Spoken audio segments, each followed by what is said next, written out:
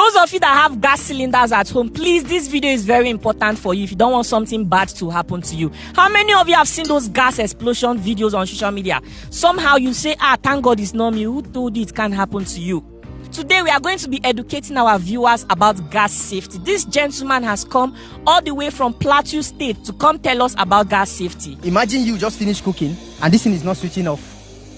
So what will you do? Bringing a phone close to the gas, is it bad? It's not too safe to bring the stuff closer. Leakage is the first thing that causes gas explosion from cylinders. If you see your gas producing foam like this, it's obvious that there is a leakage from this valve. You know, normally gas doesn't smell on its natural state, the way it's produced. But I do perceive gas. No, that is an odorant added.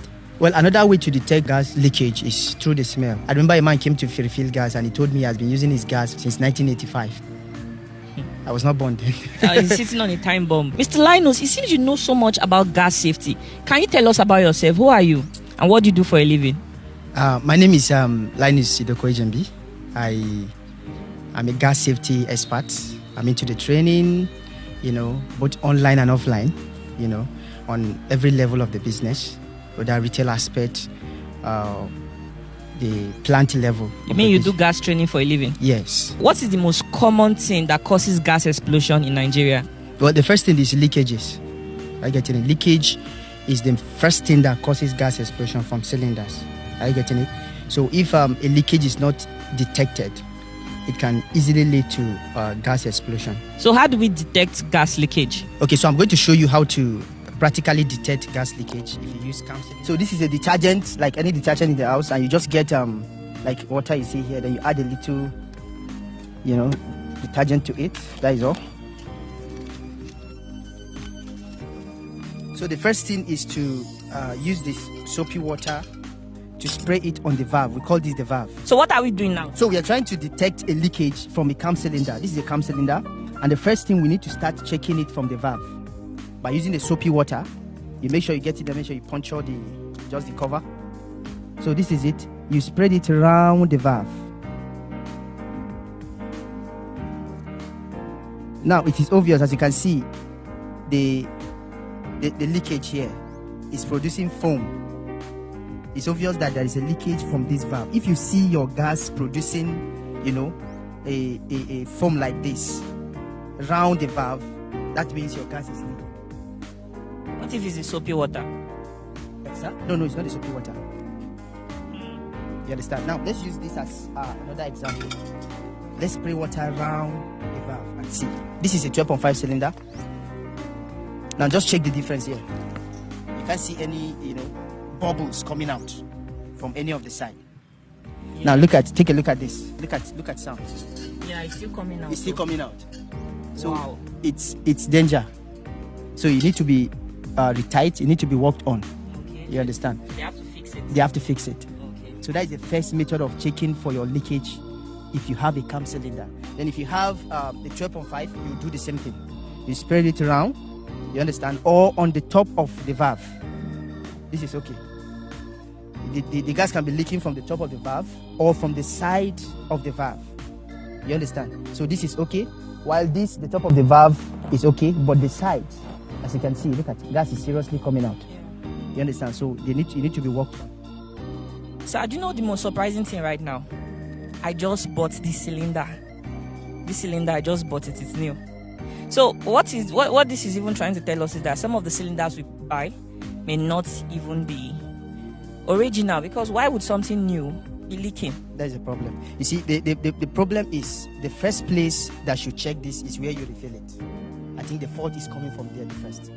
So the gas plant you refill it are supposed to detect this leakage before even giving you out. So when we are talking about safety, it starts from the gas plant where you refill.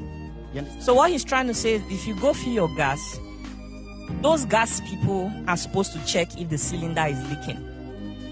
If they find out that the cylinder is leaking, they are supposed to help you fix it. Sure. This should be fixed in the gas plant. But these days, we see a lot of people going into the business of starting out their gas refill business. But they are not so educated to know how to do these things. And because of that, their customers will suffer.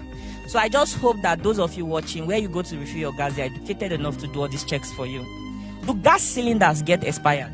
Yes, they do get expired. How do I confirm if my gas cylinder is expired or close to expiry? there are cylinders that they will write the expiry date directly, but it is not specific. Like for instance, if a cylinder is written expiring date as 2025, for instance, and it was produced 2010, between 10 years it should expire. Making instance now. Now imagine that the usage of the cylinder starts in 2015. You should know that within that 5 years, the cylinder have not been used, so it's not necessarily expired.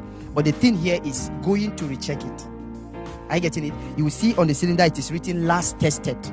So the normal thing that happens in Western world is that they have centers where they can go to retest the cylinder. So according to the standard organization, what is actually required is when you check the last tested date on your cylinder, you see the last tested. There are some you will see the month and the year. The month can come in alphabet. You understand? You will see a number from A to D.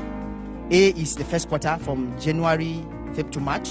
Then B is from April to just like each quarter of the year. You understand? Then the year will follow suit. So for instance, if it is A20, like A98, that's to tell you that as of January to March of that 1998, your cylinder should be due for a retesting. That was the last time they tested. So it is advisable that from that 1998, according to the standard organization, add 15 years to it. Because a cylinder should be used for maximum of 15 years. Then it should be taken for a recheck. But unfortunately, in our country, we don't have centers where people can go and check the integrity of their cylinders. Do you understand? Our government need to come in with that by producing centers. Just imagine in the whole of this country, there is no anywhere people can. We have hospitals that people can go check their body, but cylinders, people produce cylinders, that are not approved by standard organization, entering the market. Are you getting it? So from that time, back to your question, you should be taken for a retest, whether you should continually use it or not. You understand? So that is it about the expiring date of a cylinder. It's not actually straightforward because of how I analyze the date of manufacturing and the time of the expiring date written on it. But the major thing here is going for a retesting of the cylinders. Very, very important. Wow. How many of you already knew about something like this? This is information that I never even knew about, to be honest. Which means that I've just been careless because I never knew that this was a good way to test if your cylinder was leaking. So what will make a gas cylinder to leak? Is it because of usage? No. So like if you say you just got this, right? It's possibly from the company. The valve was not well tight. You need to apply thread tape.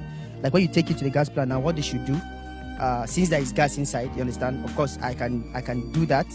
They can remove the gas, then apply thread tape and tie it back with the fans. So that is majorly what I do.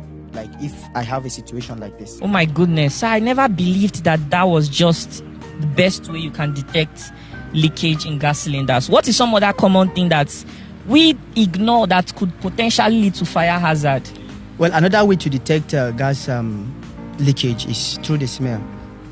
You understand? Normally gas doesn't smell on its natural state, the way it's produced. But I do perceive gas smell. No, that is an odorant added.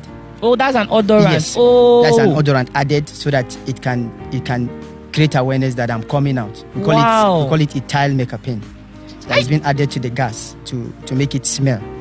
I'm just hearing about this for the first time. So gas is odorless in its natural. Yes, natural state. Natural state. It doesn't smell. But humans were so smart; they had to add what? What's that thing called? Odorant. An odorant. We call it ethyl mercaptan. So once you are able to perceive that, you know that is an indication that there's a gas leakage. So you need to gas be aware to check where it is leaking. You make sure you make sure you switch it off from either your regulator or if it is your cam cylinder, you open everywhere for ventilation. You understand? To make sure you know where it is coming from, not lightening anything, not igniting anything. Very important. I hope you guys are hearing. Sometimes you'll be perceiving gas at home, but you tell yourself, my gas is switched off now. It's properly locked. Why am I still perceiving it?